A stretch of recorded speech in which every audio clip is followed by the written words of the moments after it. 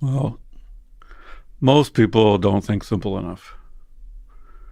All right. So do you know the difference between a recipe and the understanding? So imagine you're going to make a loaf of bread. Yep. The recipe says get some flour, add some water, add some yeast, mix it up, let it rise, put it in a pan, put it in the oven.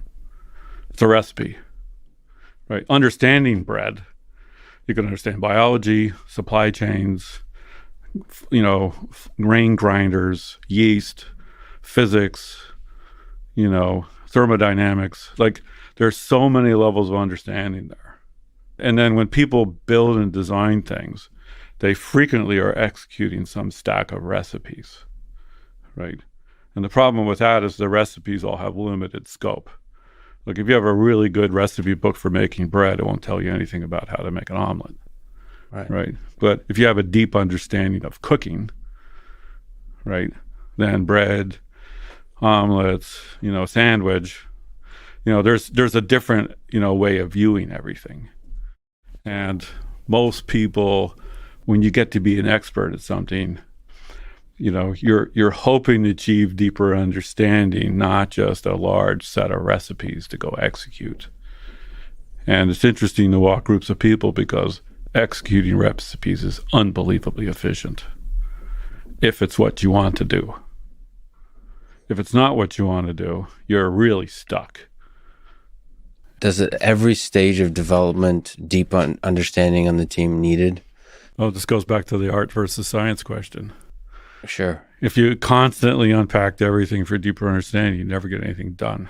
Right. And if you don't unpack understanding when you need to, you'll do the wrong thing.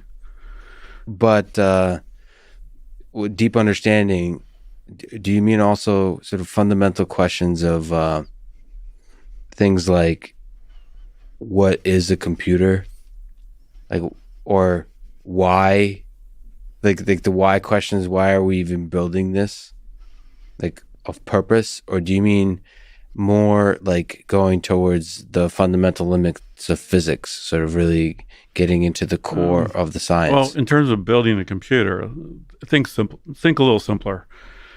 So common practice is you build a computer, and then when somebody says, I want to make it 10% faster, you'll go in and say, all right, I need to make this buffer bigger, and maybe I'll add an add unit. Or, I have this thing that's 3 instructions wide. I'm going to make it 4 instructions wide. Right. And what you see is each piece gets incrementally more complicated, right? And then at some point you hit this limit. Like adding another feature or buffer doesn't seem to make it any faster. And then people will say, well, that's because it's a fundamental limit. And then somebody else will look at it and say, well, actually, the way you divided the problem up and the way that different features are interacting is limiting you, and it has to be rethought, rewritten, right? So then you refactor it and rewrite it. And what people commonly find is the rewrite is not only faster, but half as complicated. From scratch? Yes. So how often in your career, but just have you seen as needed, maybe more generally, to just throw the whole thing out and this start is over? where I'm on one end of it, every 3 to 5 years. So if you want to really make a lot of progress on computer architecture, every 5 years you should do one from scratch. Well, and here's Isn't it scary Yeah, of course. Well, scary to who? to everybody involved? Because like you said, repeating the recipe is efficient. Companies want to make money. Well, no, individual engineers want to succeed. So you want to incrementally increase the buffer from 3 to 4. Will Yeah, increase so this is where you get into diminishing return curves. I think Steve Jobs said this, right? So you have a project and you start here and it goes up and you have diminishing return. Yep. And to get to the next level, you have to do a new one. And the initial starting point will be lower than the old optimization point, but it'll get higher. So now you have 2 kinds of fear: short-term disaster and long-term disaster. And Right? you're grown-ups, grown-ups. right? Yes. Like, people with a quarter by quarter business objective are terrified about changing everything. Yeah. And people who are trying to run a business or build a computer for a long-term objective know that the short-term limitations block them from the long-term success.